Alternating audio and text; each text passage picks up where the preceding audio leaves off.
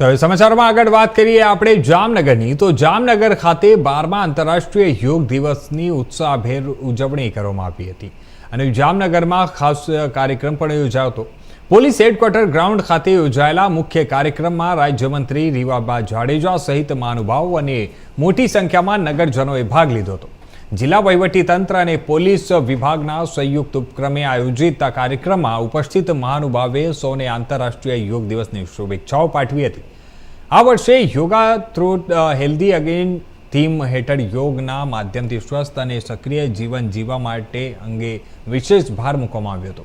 આ કાર્યક્રમ દરમિયાન યોગ નિષ્ણાતોના માર્ગદર્શન હેઠળ સામૂહિક યોગાભ્યાસ યોજાતો. મહાનુભાવે યોગને દૈનિક જીવનશૈલીનો અભિન્ન ભાગ બનાવવા અપીલ કરી હતી.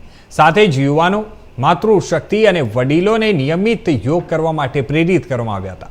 આ કાર્યક્રમમાં જિલ્લા કલેક્ટર, જિલ્લા વિકાસ અધિકારી, પ્રાંત અધિકારી સહિતના વરિષ્ઠ અધિકારીઓ, જિલ્લા પ્રશાસન, પોલીસ વિભાગ, ભારતીય નેવીના જવાનો, શાળાના વિદ્યાર્થીઓ તેમજ મોટી સંખ્યામાં નાગરિકો જોડાયા હતા. યોગ દ્વારા શારીરિક અને માનસિક સ્વાસ્થ્ય જાળવવાનો સંદેશ આપતા સમગ્ર કાર્યક્રમ સફળતાપૂર્વક સંપન્ન થયો હતો.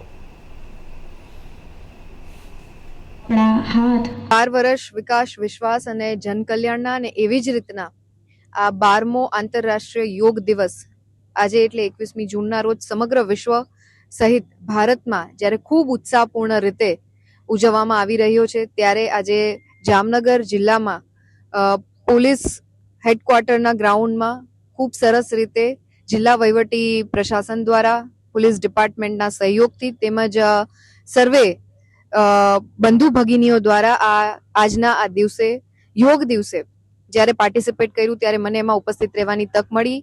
આજના આ યોગ દિવસની થીમ પણ યોગ થ્રુ હેલ્ધી એજિંગ, એટલે કે જે રીતે શરીર અને મનનું મિલન એને આપણે યોગ કહીએ છીએ, એવી જ રીતના આવનારા સમયમાં સ્વાસ્થ્ય, તંદુરસ્તી અને આરોગ્ય માટે પણ સમગ્ર વિશ્વએ જ્યારે ભારતની આ પ્રણાલીને સ્વીકારી છે અને આદરણીય પ્રધાનમંત્રી શ્રી નરેન્દ્રભાઈ મોદી સાહેબના નેતૃત્વમાં સમગ્ર વિશ્વ જ્યારે યોગ તરફ પાછું વળ્યું હોય, ત્યારે આજના દિવસે યોગ દિવસની ખૂબ સરસ ઉજવણી જામનગર જિલ્લા અને મહાનગરમાં કરવામાં આવી અને જેમાં ખૂબ સરસ બધા લોકોએ પાર્ટિસિપેશન કર્યું. અને હું પુનઃ જિલ્લા વહીવટી પ્રશાસનનો તેમજ પોલીસ ડિપાર્ટમેન્ટનો હૃદયપૂર્વકનો આભાર માનું છું.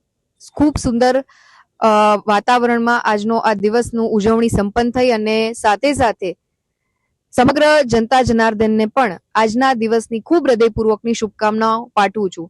આદરણીય પ્રધાનમંત્રી શ્રીએ જેવી રીતના વાત કરી તેમ કે યોગ દિવસ એક દિવસ પૂરતો સીમિત ના રહેતા એક જીવન પ્રણાલી બને અને આ જ રીતના આપણે અત્યારની પેઢીને, યંગ જનરેશનને, માતૃશક્તિને અને વડીલોને ગાઈડ કરી શકીએ એમના સારા સ્વાસ્થ્ય માટે.